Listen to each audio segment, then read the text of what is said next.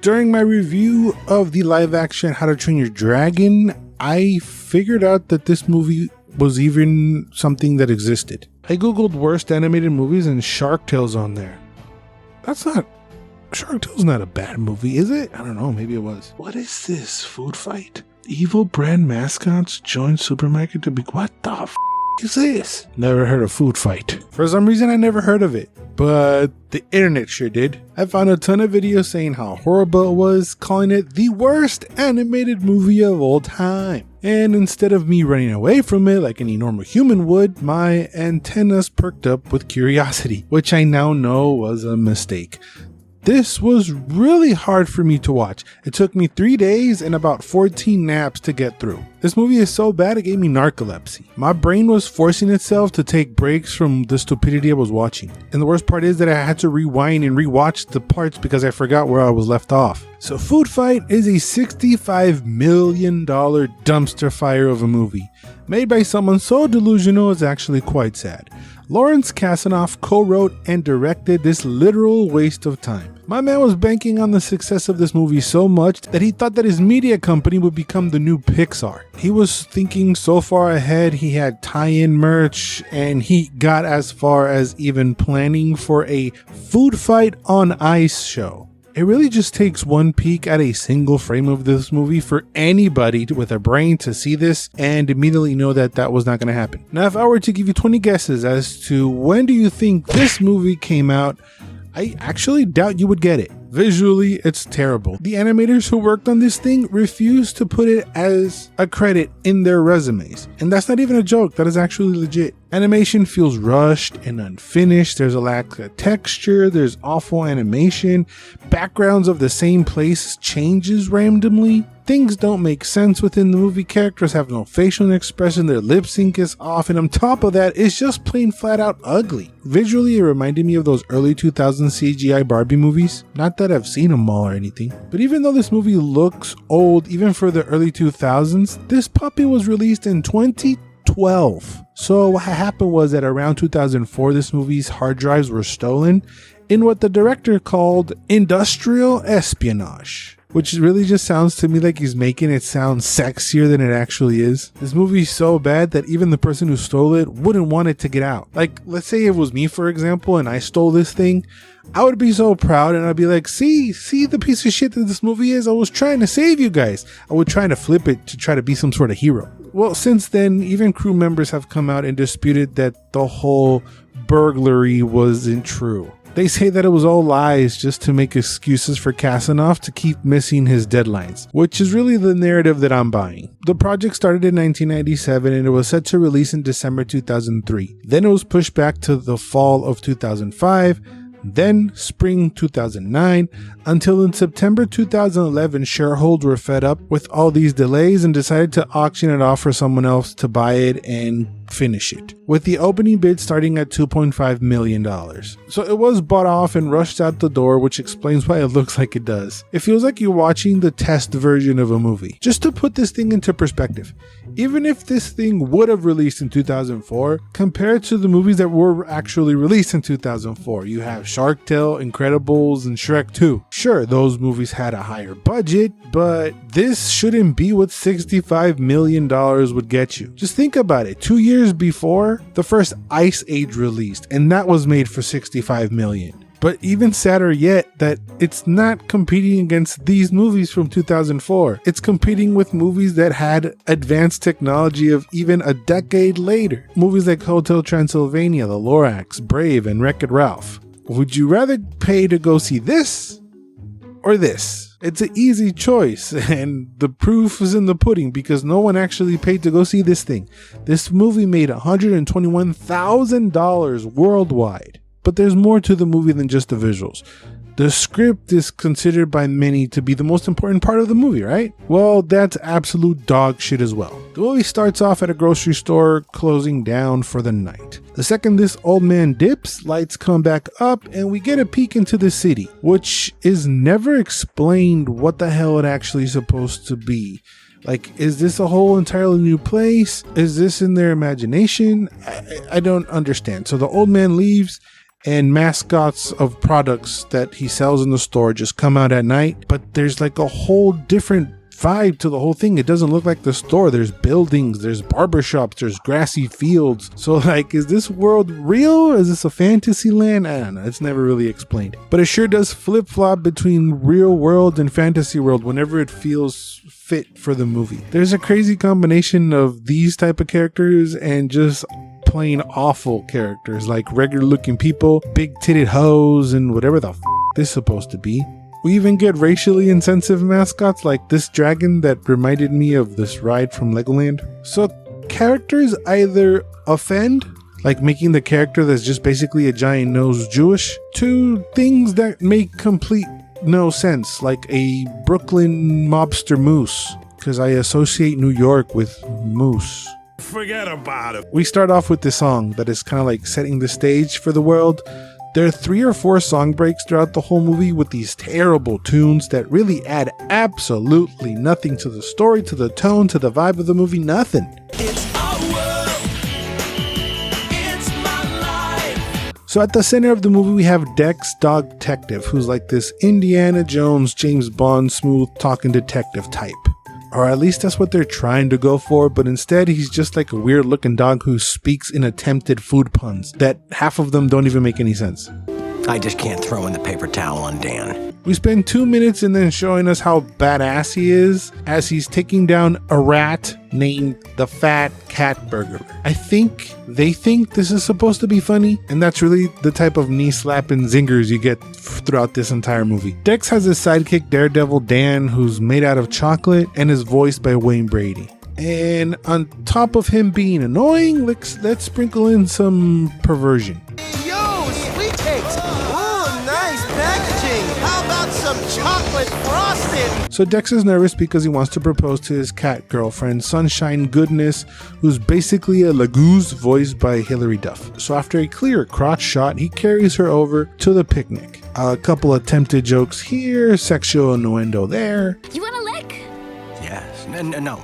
He struggles to propose for her as dumbass Danny crashes and she runs off to check onto him. After some time passes, Dan seems to be fine, but she's disappeared. We fast forward 6 months and whatever the this is supposed to be shows up in the real world store. It's voiced by Christopher Lloyd, but it carries that same vibe that cockroach had in Men in Black when he was wearing the Edgar suit.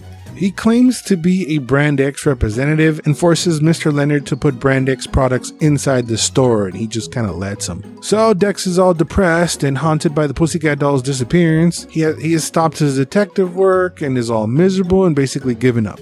But I guess he's not sad enough to not open up this club. As he's on his way to his club, he runs into his little pinguino and saves him, and he also runs into his weasel guy.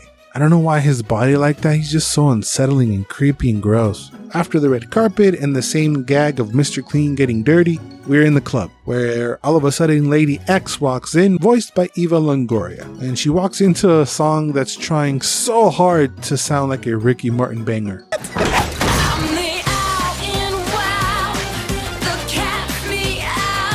After some family-friendly sex jokes, she ends up just leaving with Dan. Then comes back to Dex's office in a sexy schoolgirl outfit, dances with him, and straddles him. There's a lot of straddling going on in this movie for some reason. She informs us that Dan is gone, along with all the other mascots who left the club. So Dan being gone is apparently Dax's last straw, and he does what he should have done when his girlfriend disappeared and does some actual detective work. As Dex goes off to search for some clues, Lady X, who's clearly a bad lady, moves in on the city with even more Brand X products. We get another run-in with the Weasel, and Dex heads over to the Brand X building where Lady X is there, and they dance again. She eventually knocks him out and sticks him in a dryer that can project images and dries clothes with actual fire. Dumbass Dan is there, so they didn't kill him, sadly. They managed to break out using a random sock, and they find out that they're building an army with these robotic alien things that look kind of scary and actually interesting, but they don't really play a bigger role in the entirety of the movie at all. And we basically see that Brand X are basically Nazis now. The brand called X acting like Nazis. Why does that sound familiar? So they run over to go see this doctor to analyze the elixir that she's been using inside of the Brand X products in hopes to develop an antidote. They find out what's in the elixir and they decide that they need to go across the store to reach the computer to contact corporate to recall the brand X products, because they know how to read, spell, and use a computer apparently, in order to try and save all the Ikes, which is short for icon, but it's really not that short. I think it's short for icon. So as they head their way to find the computer, what you think is going to be the nastiest thing you can see in this movie shows up to try and stop them. But then 2 seconds later, you get to see what is actually the most gross part of the movie. No, Larry, I am not buying that for you. Why does the old man look like this and this lady looks like this and the I don't know, bro. With this nasty scene here, we can clearly see that they can interact with the Ikes. They can clearly be crossover between the worlds or the planes. I don't even know what to call them. But then why does Grocerytopia or whatever this place is called? It's like, where is that? I still don't understand. It's like, how does that exist? Is that in their imagination? Is that like a thing that they created in the back of the shelves? What happens when someone gets sold? There's so many questions and none of them get answered. Instead, more get added, like flying soda? Anyway, Dex saves Dan and flies to the frozen section with enough juice to pass on a message to meet everybody at the club and then to fly under the old guy's legs into the office. Or at least, I think this is supposed to be the office because I really don't know what the hell this is supposed to be. Like, what are these locker? I don't understand what I'm looking at. And things got even more confusing when this very gay vampire dude showed up, who I could have sworn was William Shatner. Vlad Chokul, Chocolate Vampire, used to have cards. Do you work out? I use the Thigh Master. So they hop online with Cortana to find out that there was this old prune product that got recalled back in the day, and also that brand X itself recalled Miss Kittery Duff. Meanwhile, Lady X is going full Wolfenstein on their ass. Diesem Schwerverbrecher und ehemaligen Terroristenanführer. The surviving Ikes meet up at the club where this zombie brand X guy also shows up with his goons and is trying to force everybody to dance for some reason. Then Dex shows up and fights them off with the power of the French national anthem.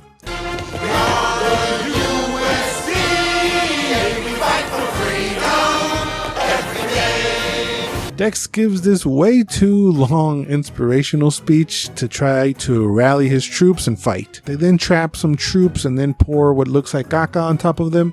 I know it's supposed to be hot chocolate, but this whole movie looks like caca, so I'm just saying that that's caca. And then a 30-minute food fight ensues.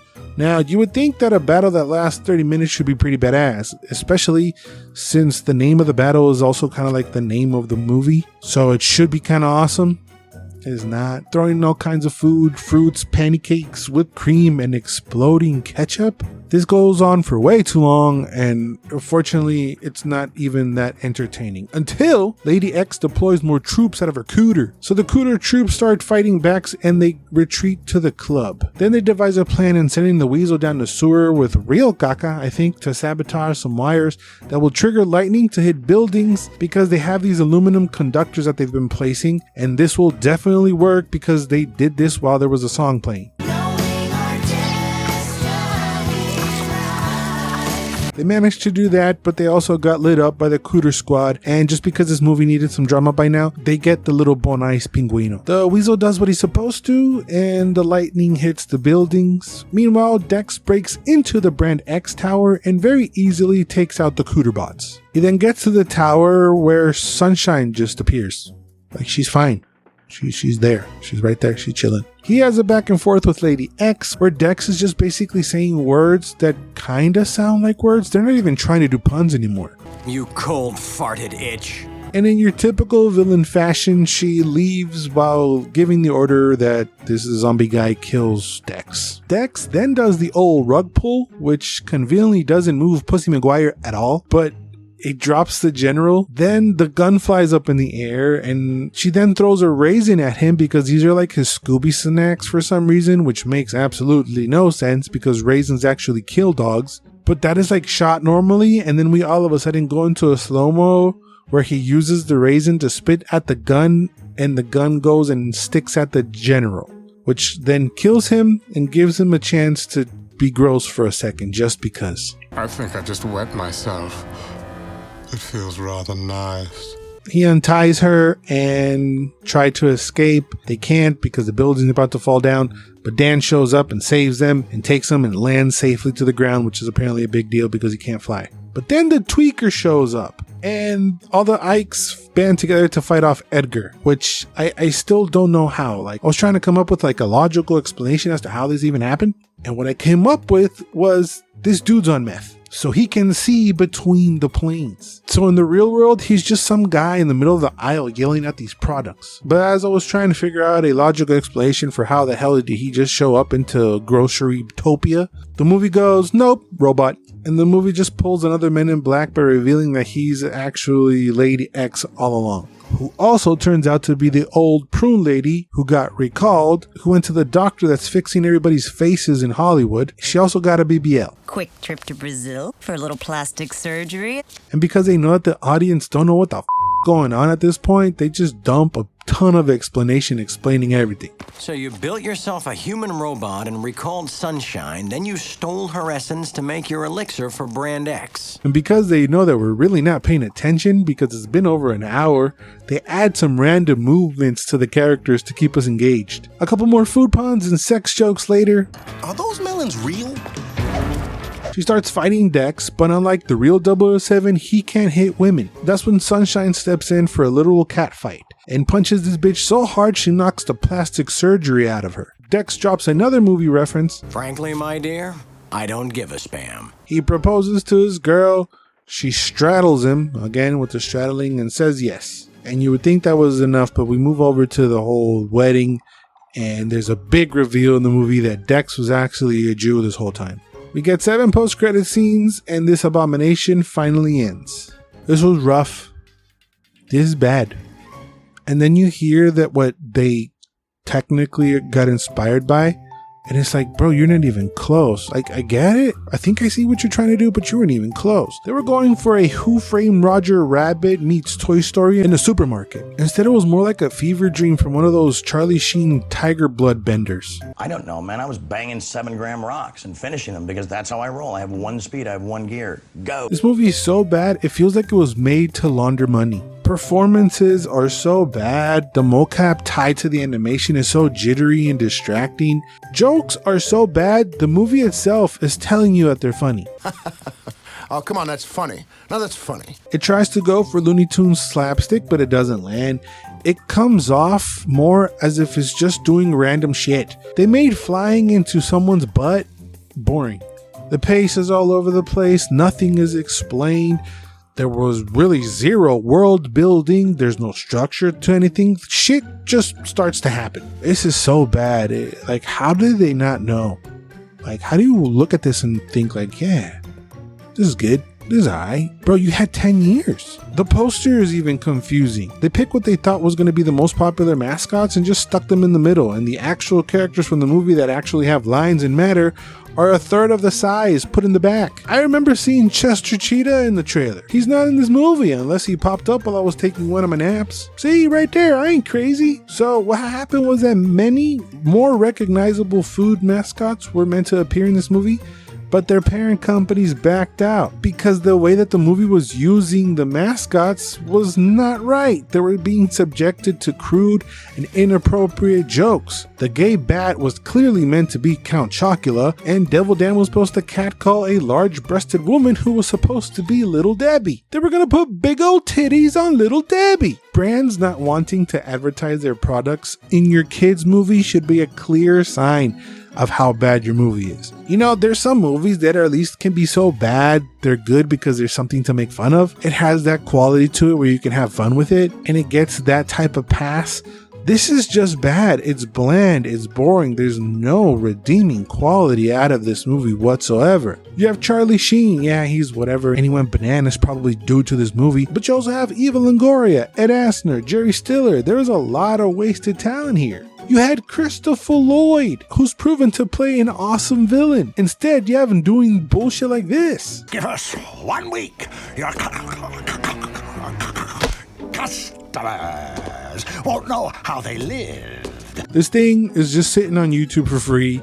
And even still, I tell you, stay away. I watched it so you don't have to. You're welcome. But let me know your thoughts on Food Fight. Were you one of the lucky few that saw it in the theater? Do you actually like it? Is there someone out there in the world that actually enjoys this movie? Any and all Food Fight thoughts, let them fly down in the comments. Or down there, if you made it this far and enjoyed this video, help me out by dropping a like and consider subscribing to the channel. I got more videos like this coming up. Thank you guys for watching. Remember to always and forever, you do you. Titties on little Debbie, you must be out your goddamn mind.